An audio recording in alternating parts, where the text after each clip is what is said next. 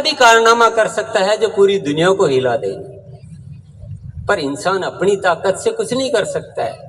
वह तभी कर सकता है जब ऊपर वाली शक्तियां उसको प्राप्त हो, अस्तित्व उसका साथ दे तो ही कुछ कर सकता है। और अस्तित्व साथ उसी का देता है जो अस्तित्व के अनुसार जीवन जीता है,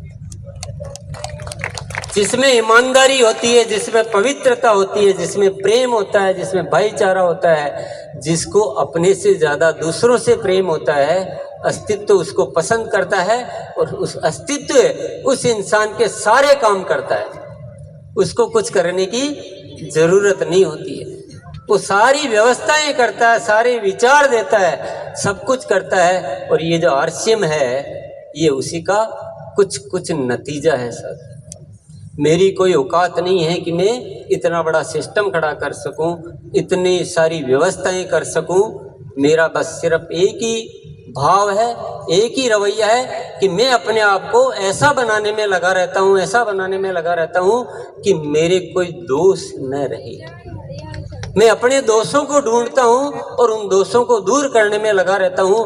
बाकी काम तो मैं कुछ भी नहीं करता हूं, काम तो सारा ऊपर वाला ही करता है। आपको शायद मजाक लग रहा होगा, आपको ये बातें बहुत केवल भाषण लग रहा होगा, लेकिन ये भाषण नहीं है साथियों, ये मैंने बहुत नज़दीकी से महसूस किया है। इंसान कुछ गलतियां यही कर जाता है कि वह अहंकार में आ जाता है कि मैं कर रहा हूं। अरे आप क्या कर पाओगे ना, आप कैसे ऐसी व्यवस्थाएं करोगे ना, हो ही नहीं सकती। इंसान के बस की बात ही नहीं है। इंसान के बस की एक ही बात है कि इंसान ऐसा बन जाए कि ऊपर वाला मजबूर हो जाए उसके काम में सहयोग करने के लिए। अभी तो मैं इशारे में आपको बात को समझा सकता हूं, परंतु कभी आप मेरे साथ जुड़ोगे तो मैं डिटेल में प्रमाण के साथ, उदाहरण के साथ ये एक पॉइंट आपको अच्छी तरह से समझा सकता हूं। ईश्वरीय शक्तियां होती है, इससे कोई इनकार नहीं कर सकता है।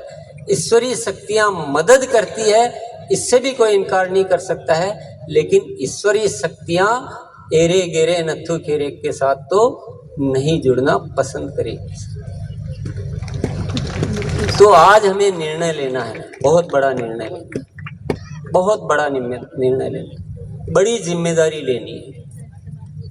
कुछ ऐसा सोचो जो ईश्वर को पसंद आए, कुछ ऐसा लक्ष्य लो जो जिसमें ईश्वर की मदद की जरूरत हो।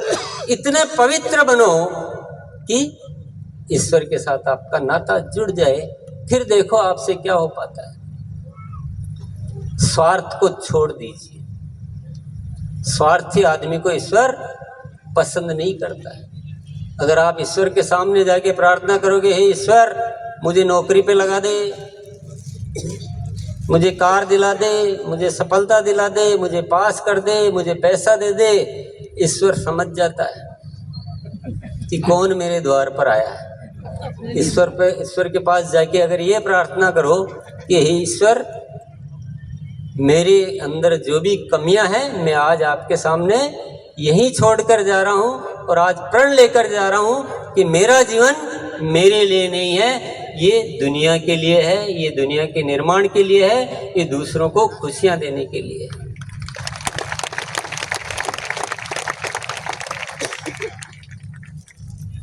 स्वार्थ की बात है कि निस्वार्थ की बात है?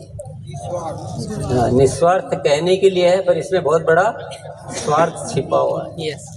निस्वार्थ में जो स्वार्थ है वो दुनिया का अजीब बहुत बड़ा स्वार्थ है, क्योंकि कल्याण अल्टीमेटली हमारा ही होता है। पैसे की बात करो तो पैसा कम हो जाता है, पैसे को छोड़ो तो पैसा अपने आप आने लगता है। दुनिया के दस्तूर कुछ अलग है, ऊपर वाले की व्यवस्थाएं कुछ अलग है। थोड़ा इसको समझ जाइए और गुरुकुल में आना शुरू कर दीजिए साथियों। आजकल ऊपर वाला बहुत अच्छी अच्छी बातें भेज रहा है, लेकिन आप आओ तो मैं आपके साथ बात करूं। जो आते हैं उनसे तो थोड़ी हो रही है, पर जो नहीं आते वो आना शुरू कर दें। अपन कुछ बड़ा करते हैं, कुछ ऐसी कहानी रचते हैं जो इतिहास में कभी नहीं हुई। तैयार है क्या? कौन कौन तैयार है? एक नया इतिहास बनाते हैं, एक ऐसा देश बनाते हैं कि लोग कहे कि स्वर्ग में जाने के लिए मरने की जरूरत नहीं है, भारत आ जाओ। यहाँ के लोग क्या होते हैं, यहाँ तो प्रेम ही प्रेम है, सब एक दूसरे की मदद करते हैं। क्या वातावरण है, ये होता है देश है। यहाँ लोग पर्यावरण की भी रक्षा करते हैं, साफ सफाई भी रखते हैं, स्वदेशी उत्पादों का भी पालन करते हैं। अभी जो अरुण भैया जो बात कर रहे थे कि स्वदेशी उत्पाद, कोई बात कर रहे हैं आत्मनिर्भरता की, कोई महिला सशक्तिकरण की कर रहे हैं, कोई स्वास्थ्य की कर रहे हैं, कोई संस्कार की कर रहे हैं। अरे आरसीएम तो 25 साल पहले से सारे गीत गा ही रहा है। तो साथियों, न तो आरसीएम कोई छोटी मोटी बात हमारे जीवन में आई है, न रूपांतरण यात्रा कोई केवल उत्सव का बात है, कुछ बड़ी बात है, कुछ बड़ा मामला है।